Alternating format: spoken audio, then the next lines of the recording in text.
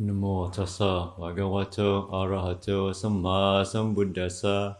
Namo tassa bhagavato arahato samma sambuddhassa.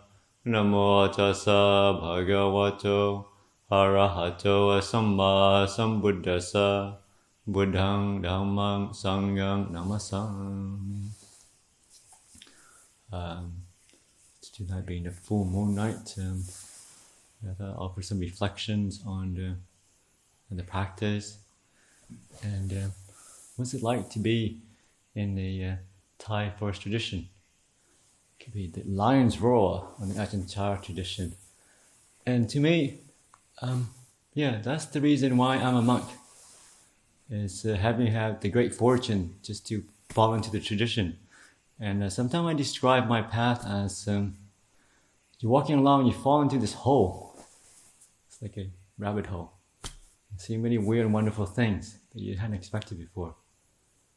And and it's, like I said, some people may know already, I was not very spiritual nor interested. I wasn't suffering. As far as I can tell, obviously there's suffering when you're not enlightened, but not like terrible suffering. It wasn't, had a career, successful, decent health, relationship, wasn't short of dates on Saturdays or Fridays. And but for different reason, fell into Buddhism and the practice of the Dhamma, and just experienced peace and stillness, and the wholesome qualities of contentment. That's something that I wasn't ever interested or wasn't encouraged. But when you experience truth, it has deep power to kind of made me very curious, certainly to explore the spiritual path, which while I was growing up as a Catholic, you do your social thing more.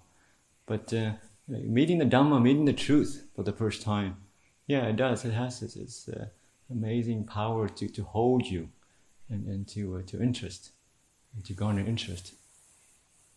And I tell people, especially young monks, but it hasn't been an easy path. Certainly the beginning of the early years, was a lot of challenges, And with any system, any group, any tradition, there's lots of things that can be very annoying. And I was telling somebody earlier, the rules of our food that we eat makes no sense whatsoever in any logical system. And but there's this sense that I'm willing to give it a try, see what happens. Other people do it, I should be able to do it as well. Celibacy, not a great believer of that initially as well. But I sense it must be has a reason. And it's the same. It's kind of a bit of ego driven in the beginning. All these people can be celibate, can be so. But also it's also the framework of thinking. I throw everything I have into this practice for a year and see what happens. So it's never, I'm going to give everything up for the rest of my life, which I think I wouldn't be able to do that. But certainly I can give up eating after 12, the sex, the music, whatever, for a year and see what happens. And the first year, with these challenges, there was also amazing kind of experiences of peace and clarity. Something that I would never had experienced before, because the mind was just moving one thing after another, working very hard full time in the stockbroking, which moves very quickly, talking to people, and then there's dinner plans, gym, clubs, weekends, more stuff, and then working again. It's full on 60, 70 hours a week working, but was young, lots of energy, lots of caffeine, lots of nicotine. Didn't matter. And but the stillness and Dhamma has this amazing effect that woke me up, really. And so I have immense gratitude for the Ajahn Chah tradition that I came into. When I read his works, it just speaks very directly, very frank, something I relate to, and I never felt the need to look around. Initially, read a couple of books on Zen's mind, beginner's mind, but I also was lucky to had Ajahn Khemavaro as an abbot, who gave me very good advice when I first came. He says, there are many traditions many ways of approaching the Dhamma. And Buddhism has been around for 2,500 years. So, it went to different lands, many cultural aspects of it. And they're all kind of valid. They all have their good points, and they all have their, obviously, negative points.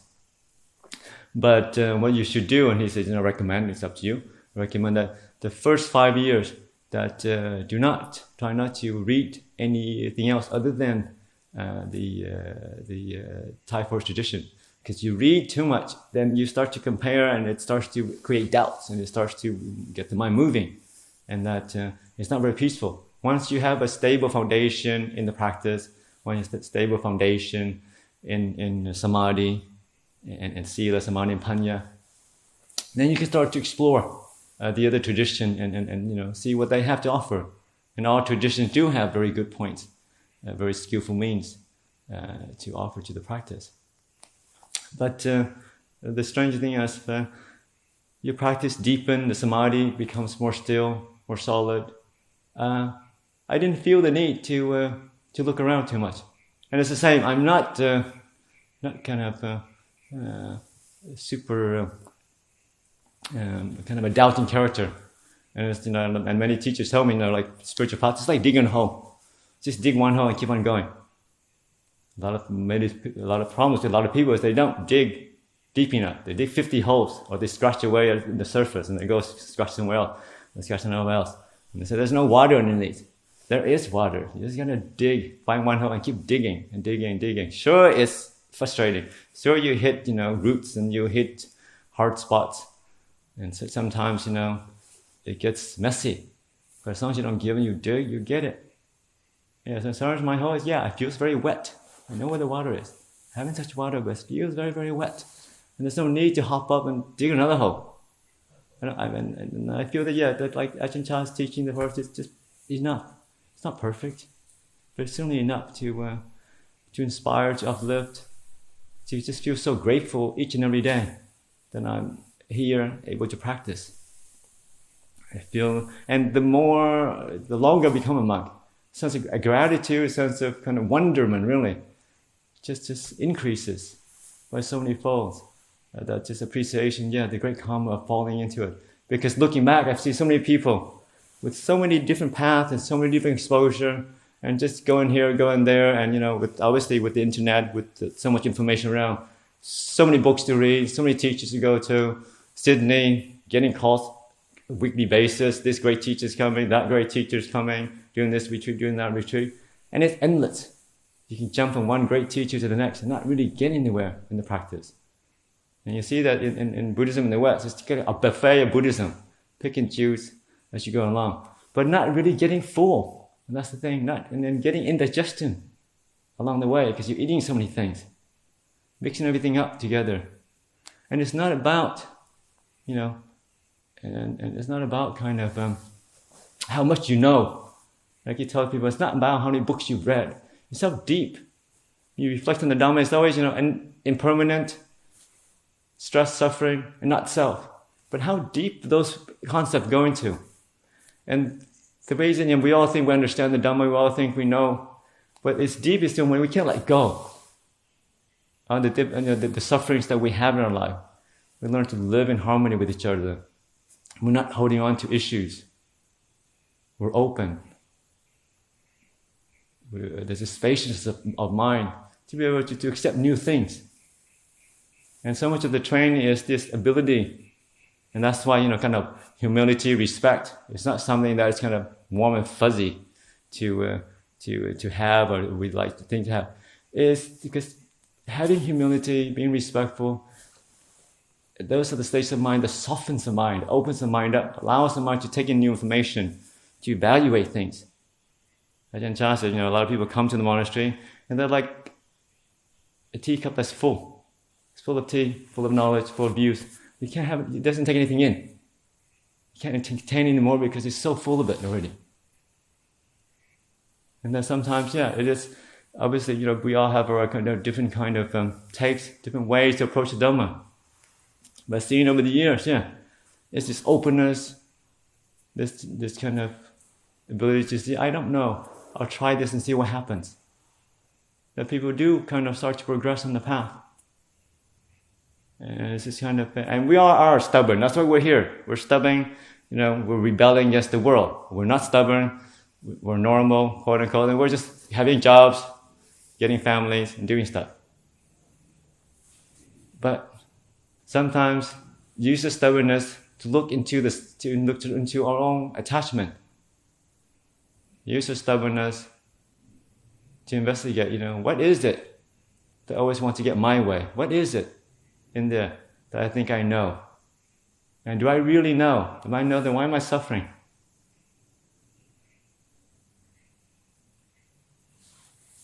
What is it? And I don't know. I found that the kind of the tradition of setting up, living communal living, rubbing against each other day in, day out, looking at each other and working with each other, provide a great source of ability to work through the internal stuff. We all meet people that we don't always get along. Especially in the kitchen. Many people have different views on how to run things, how to put things together. But it's the ability just to work together in harmony, giving up sometimes what we think we really know, how to cook at certain things, how to look after things, but to allow things to unfold, to work together in a harmonious way, in a way that generates a wholesome state of mind. And a lot of times it's a lot of giving up what we think ourselves is, giving up what we really know. And it is the giving up. That's the essence of the practice. It's not gaining more things. Sometimes over here we gain. I want to be enlightened. I want to get my jhanas. I want to get this. It's not about that. It's about the giving up. The more you give up, and these things happen. But it's not about getting more stuff. And sometimes people do approach that, with like a material, spiritual materialism. In the certain traditions, they give you certificate. Do the second jhana, go to the third jhana, fourth jhana, and then you're stream entry after 10 days retreat. Sadhu, sadhu, sadhu. It's like, it doesn't work that way, guys. It's not how it works. It's this kind of ability to open, this contentment in the present moment. And enlightenment is there, but it's not something that you can reach for, not something you can plan, not something you can project towards, not you can think about. You roughly know where it is. Yes, increasing peace, increasing stillness, increasing sense of gratitude and contentment in the present moment. And these things, and then the mind opens and things happen. And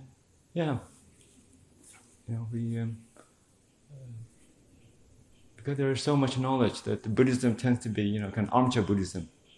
That there's so much views and opinions and how to get it. But the Ajahn Chah tradition is bringing that to life. It's it's good to think the Buddha is a great teacher, and he is a great teacher. Why am I? But he had, but the living tradition of the Ajahn Chah, Rinpo Lim, Rinpo Samedo, Ajahn Chah Saro, they are the embodiment of the Buddha, in my experience. They carry something of the Buddha over the years. Sure, they're not perfect, but they're the transmission. They're the one that says, practice contentment. We eat at this time, we finish at this time. These are the items, you have your breakfast. Buddha's not around to say, well, don't do that. Cut this out. Wake up earlier. When it's not your turn to cook, don't go in my kitchen and make your own stuff. That's not how it works. It's our idea to have this idea of the Buddha. But our Buddha, most people I meet who says, I take the Buddha as my teacher, that Buddha is very similar to that person's personality for some reason. Maybe it's by coincidence. Maybe not. And that's the thing of, the at least have the trust and humility to say, well, I don't have the idea. So maybe I would just give up to myself to a training that's bigger than myself. Give it to a community. Give it to a communal harmony. And be able to take on new things. And there is great sense of joy and happiness as you learn to give up, as you learn to evolve, as you learn to move beyond your kind of comfort zone. Because sure, the sense of self, and we want security, we want, to do our way, the way we want it. We all have that tendency. And we think it protects us. It's like sometimes people build walls to protect themselves. I think it does. But the problem is, after a while, those walls turn to be your prison. And you can't move beyond that sense of self because it's so limiting. And we create that prison by ourselves because we think we know and I'm safe because I do this and that. But it's the learning to allow the wall to fade away.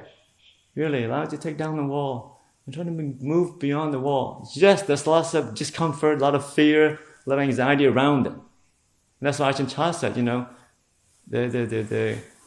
the core what, the way we run the monastery, it's meant to bring up discomfort.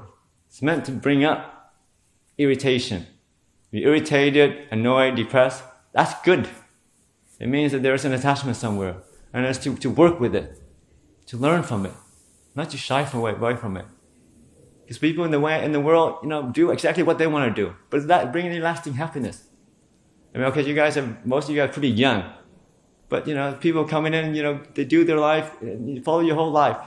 Do whatever you want, see whoever you want to see, be what you want to be, take what you want to take, whatever. And does that bring lasting happiness? It hasn't, then there's another way. There's something beyond the self. You want what you think is good for you.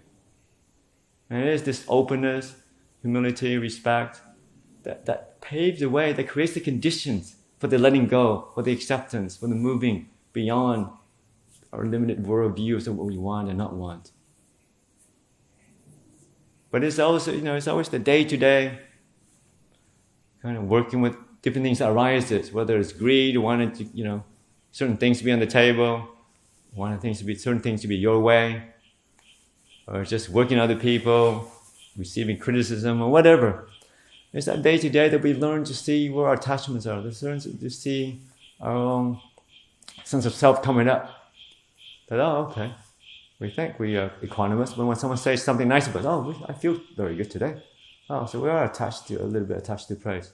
That's okay. The main thing is just be able to watch, to see, to investigate the different things that come up. But it does take faith. It just takes an openness to receive things. And sometimes it's not easy. Yeah, because we all, at heart, want things a certain way. We want things when we want it. Just at this much, not a bit more, not a bit less. But the training is the encouragement to push the boundaries a little bit. So we sometimes have late night sits, do different things, meditate longer or whatever. Encourage people to fast or eat in a certain way. Just kind of pushing what we think are physical and mental boundaries that we are trapped by. But it does take a commitment. It takes trust. A lot of people come into this tradition not knowing, they find it can be very annoying. There's no rules for every single thing. But like I said, a lot of these rules are not set up by Ajahn Chah. A lot of rules are set by the Buddha. He's got hundreds and hundreds of rules about everything. But it's meant to, brings a sense of harmony. It's meant to bring the mind to focus. It's meant to simplify. It sounds ironic, meant to simplify the monk's life with so many rules. And because you can't do very many things. So it does mean, you're just sitting mostly in the monastery, focusing on meditation practice, working together, doing, cultivating wholesome states of mind, cultivating letting go, giving up, peace and harmony, gentleness, patience, endurance, just to be with different things. And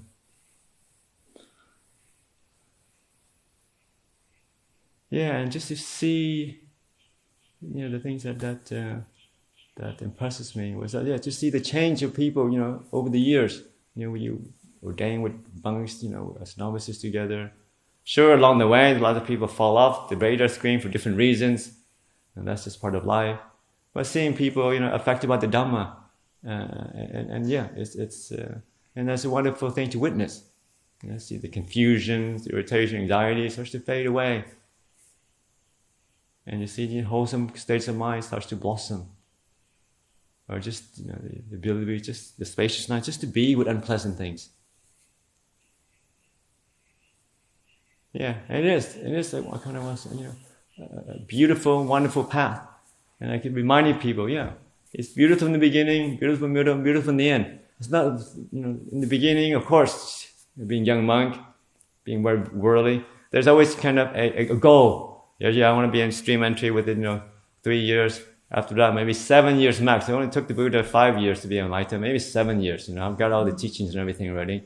I can do that. 7 years I can give up, and I can write my books and go back, to do whatever I was doing before, and be a great person, whatever, blah blah blah. And it's just looking back, it's just silliness of being young monk, and that's fine. And I see that same tendency, dynamics, replay itself over and over again over the years.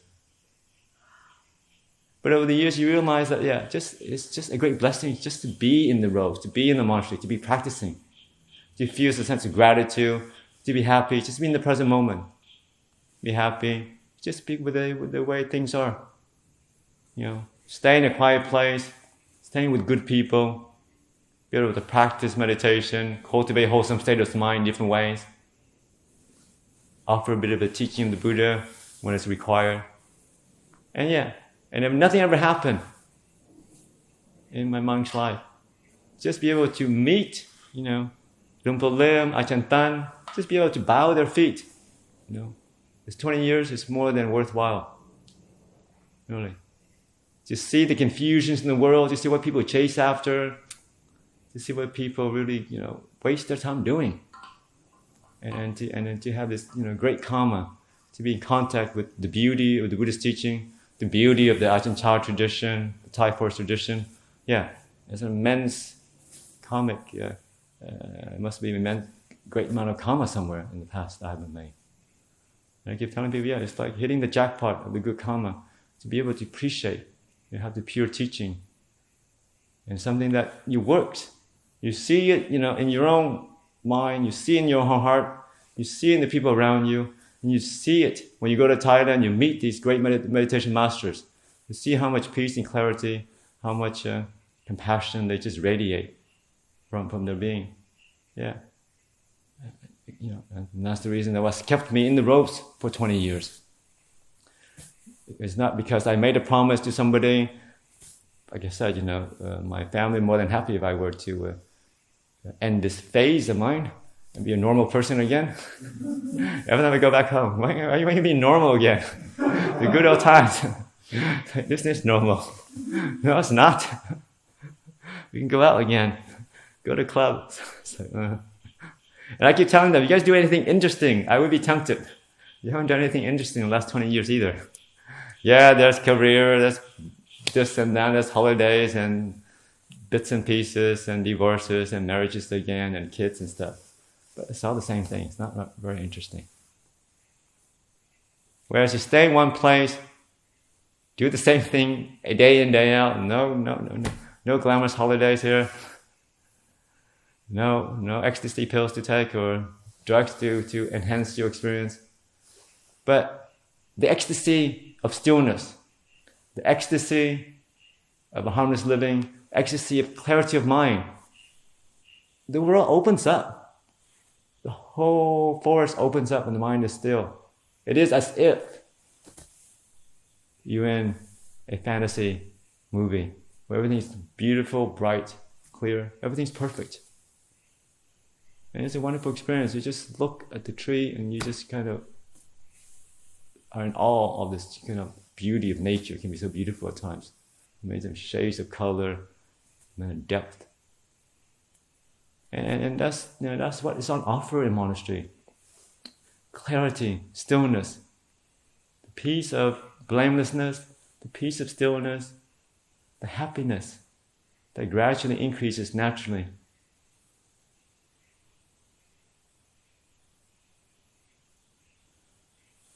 But it's something that is a personal thing. Obviously, we do a lot in communal. It's a communal activity, the Sangha, community of monks and nuns and practitioners. And there's that aspect. But a lot of it is an individual path as well. Different people come into this community and leave at different times. We understand that, have many good friends who become monks and then change their mind. We'll keep in touch over the years. So there's also a very individual path, and people do, it's a karmic thing. Get as much out of it as they like, and when they're ready. When things change, they can move on, and that's fine. It's not like, everything whatever good qualities you cultivate, wholesome qualities, good karma you cultivate in the monastery, It's something that you always can keep, something you can rely on. You know what peace is, you know how to cultivate that. That stays with you for a long, long time. I say, if you leave the monastery, tomorrow never come back, it's still good. It's still the qualities that you can take with you anywhere and apply it. The discipline, the focus, the clarity of mind. Yeah, but once, like I said, once you taste peace and clarity, why would you settle for anything else? Can't offer you enough money or fame or power, really. Ajahn was saying, when he was experiencing, stillness, experience, peace of mind, so can offer the whole world, can turn to a big diamond or gold and offer him everything. Not interested. That's what the Buddha also pointed to. It's something. It's a rare commodity. You can be powerful and rich, but there's no peace, there's no stillness. You have nothing, really. And all this is offered on offer, just through a bit of faith, humility, respect, a bit of openness. You can't move beyond yourself. You move into the world of clarity, stillness, world of peace, world of brightness.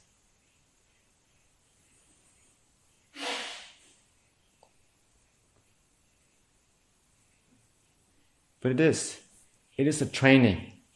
Which is very similar to any type of training. That you have to be focused, you have to work at it, you have to persevere.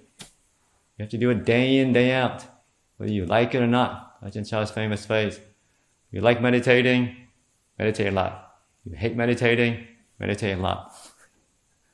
Just this persistence of just not going with your likes and dislikes. Just keep on moving. Keep on always, focus. Every day is a new opportunity to cultivate wholesome state of mind. Yeah, yesterday may be a terrible day, you might have messed up and break all the precepts, but today is a new day. Begin anew. You keep moving forward, cultivate. If you don't give up, that's where you use your stubbornness. I'm not giving up. I'm not moving from this path. That's where stubbornness becomes useful. Don't care what anybody else says. I'm not moving away from this. Then you'll get to the end. Guarantee. So you don't stop, so you don't walk, take a right turn, left turn somewhere. Keep walking, keep moving. There's the end, there's a path and there's fruit. There's beauty, there's love, there's respect. It's all any qualities that you long for and want in life.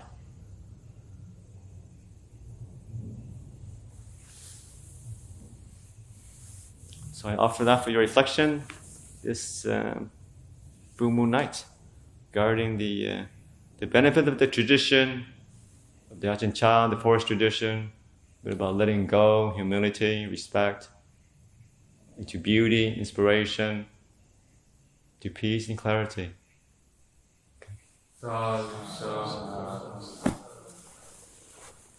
Okay, so now we continue to sit and walk to 11 o'clock.